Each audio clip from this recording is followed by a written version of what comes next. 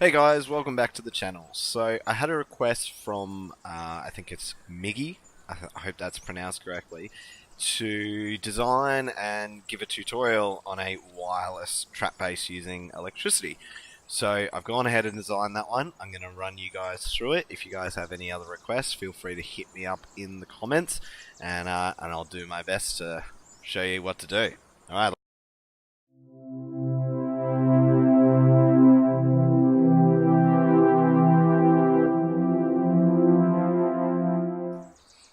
Okay guys, so here we have a very basic honeycomb 2x2.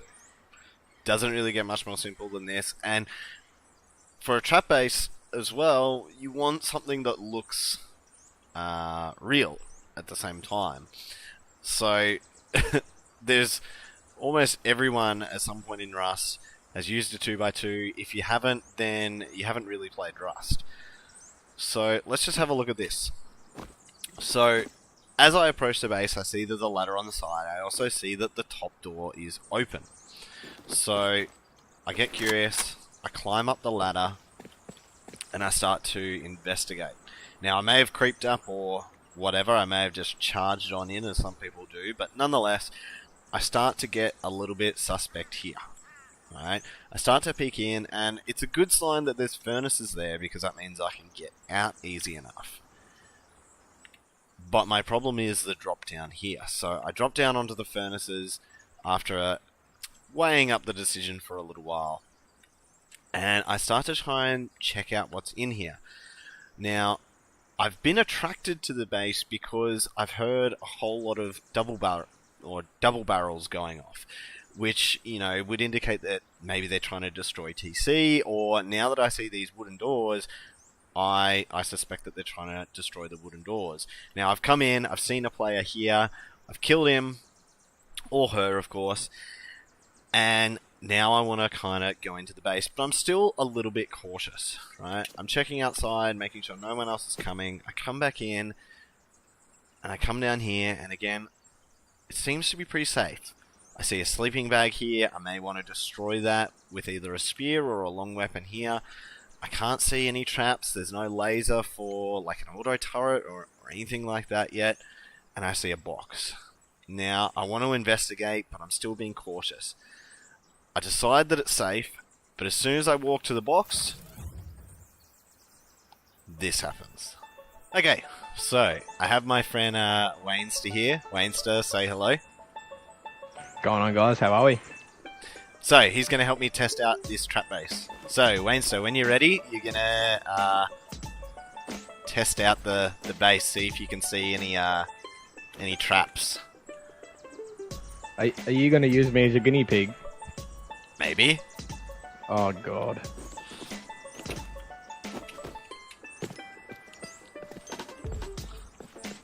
Oh, I see. You use this base, this little drop down from my bases on, eh?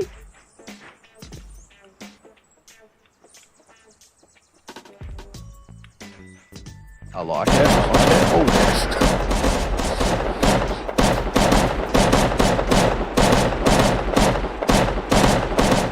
Alright, so you may have already figured it out, but to answer the question, what actually just happened there, I'll explain. So this is the HB-HF sensor. Now, it's detected that I've entered the room, and the circuit that I'll show you in a minute automatically closes this door, it closes the door above as well, and then it opens these doors, which of course have whatever traps you want behind them. I chose shotgun traps in this particular case because shotgun traps are completely silent when they're sitting behind the doors.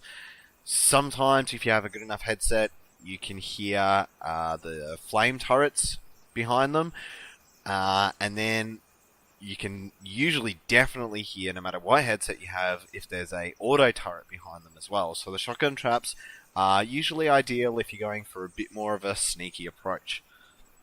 Now, you don't have to have this many shotgun traps. You can probably only have maybe one or two behind each door. You just want to cover the whole area.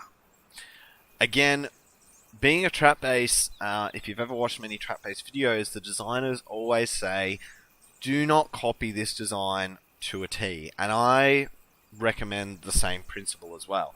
Do not copy this exactly to a T. Take the concept, change it up, and take it to your own. The circuit is different. It's hidden. Of course, you're welcome to change it. There are probably better ways that you could actually use the components that I have, but the circuit doesn't matter as much as the base because they don't really see the circuit until it's too late anyway. So let me show you what is actually going on. So this is the circuit that I've chosen to use in this particular example. I've got an RF receiver here. I've got the power in coming into here, but I've also got most of the power diverted to this electrical branch here. The branch out is going into here. Part of the branch out is going into the branch out from this electrical branch, is going into the HB-HF sensor.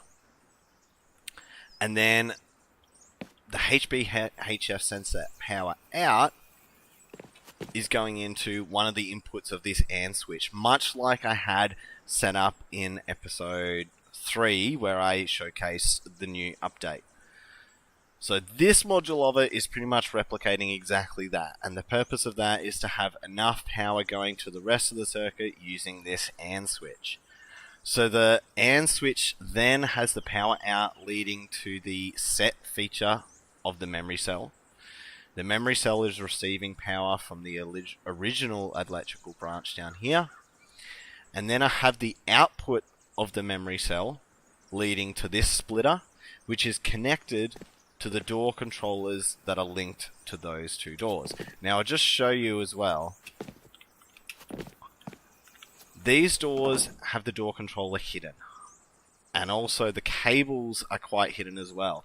You can probably see that besides standing here and looking up, this is the only cables you can actually see in the base, or electrical components for that matter, until you come around the corner and you see this guy here. So again, I have this door controller hidden as well. So, like I said, splitter is hooked up to the two wooden doors, and then the inverted output is connected to this electrical branch, both of which lead to the two sheet metal doors here. So what is happening? Well, I have this remote here to show you exactly what's happening when I trigger the circuits here. So this RF receiver, when it receives the signal from the transmitter here, is going to lead into the reset feature, the toggle feature of the memory cell. So if I press the button, the memory cell sets to the value of 0, which means the power is going out in the inverted input, which means that the two sheet metal doors open, power is cut to these two doors, which means that they then close. If I trigger it again, then it switches. So this is what happens when someone walks into the base. Now, you may be thinking, well, Spibs, where is the power actually coming from? Now, the next part is completely optional.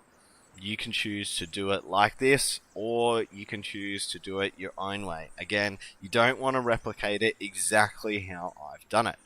But all I've really done is, instead of having a power source on the outside of this base, what I've done is set up this base over here, which looks like a completely separate base, and it's delivering power to the base over here.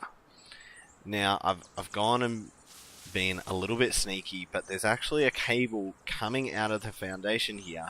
You can see it. Now, I did this without no clipping like I am. I have it coming through the rock. It's hard to actually follow, but it comes into here. It keeps going along,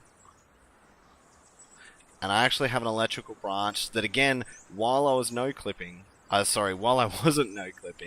I placed the electrical branch inside the rock. I hooked it into the power in, and then just connected the power out which takes all the power over to here. I keep hiding it in this terrain, which is perfect for this sort of thing. It leads into the foundation and then straight into our power source here. Now, like I said, this is completely optional, but this was pretty much the perfect terrain. You see it in all kind of areas of the map where there's lots of shrubs and rocks and the terrain isn't level. So you can see that here, for example, the cable goes straight into the ground, which means it's quite hidden. Now, for a person coming along, they're hearing the double barrels going off, there's a lot of commotions, they're looking around for other threats, they're not really going to notice a cable running along the ground, especially if they're approaching from this side, which they see the ladder.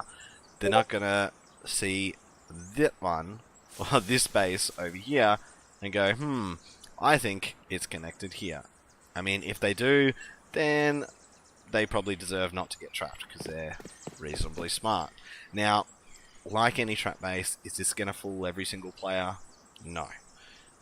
But it should do the job enough to at least give you a concept idea to design your own version of it and go from there. So additionally, I'm sure you noticed that I have this window set up here. Now this is going to be out of view of the person entering in this specific design. And again, it's an optional thing, but again, if you've ever watched a lot of trap-based designs on YouTube before, or seen many trap-based designs, there's always usually a way for the person who owns the trap base to view what's going on. Additionally, what makes this trap base wireless is my ability to arm and disarm the trap, or therefore close each set of doors. So once the people are dead here, then I can remove this window with a hammer, jump through it, gather the loot. I can also get out of the trap base this way. I don't need a second door, because I find that that's usually a big giveaway on a trap base. A lot of the times is there's a second door. Not always the case, because some raided bases can obviously have two doors where the raiders have blown in and then therefore patched up. But this is just the design that I went with. You can go for whatever you want. Again, do not copy this design exactly to a T. The only advantage that you have doing that at the moment is this channel is still fairly small, so not a lot of people will see it. But when it comes to trap bases, this is a very, very simple design. Alrighty, so I hope this makes sense, and I hope it answers your question, Myggy. It was a lot of fun actually building and testing this. I always like trying out new designs. I had to think about it for a little while before I decided exactly what I wanted to do. And if you guys have any more requests, or you want to see something else, then hit me up in the comments. Of course, if you have any questions about this particular video, or something didn't make sense, then hit me up in the comments as well. Otherwise, thank you so much for all the feedback again so far. It really has been quite outstanding, and like I said previously, exceeded my expectations. However, if you disliked the video, hit that thumbs down, but if you did like it, smash that thumbs up, subscribe to the channel, hit the notification bell for all the good it does. Subscribe to me on Twitter, the link will be in the description below. Otherwise, just take care, guys, and we'll see you in the next one. A video just got released in the Electricity 101 series earlier today, so go check that out. That is episode 4, and the next video in the series will be out in a couple of days.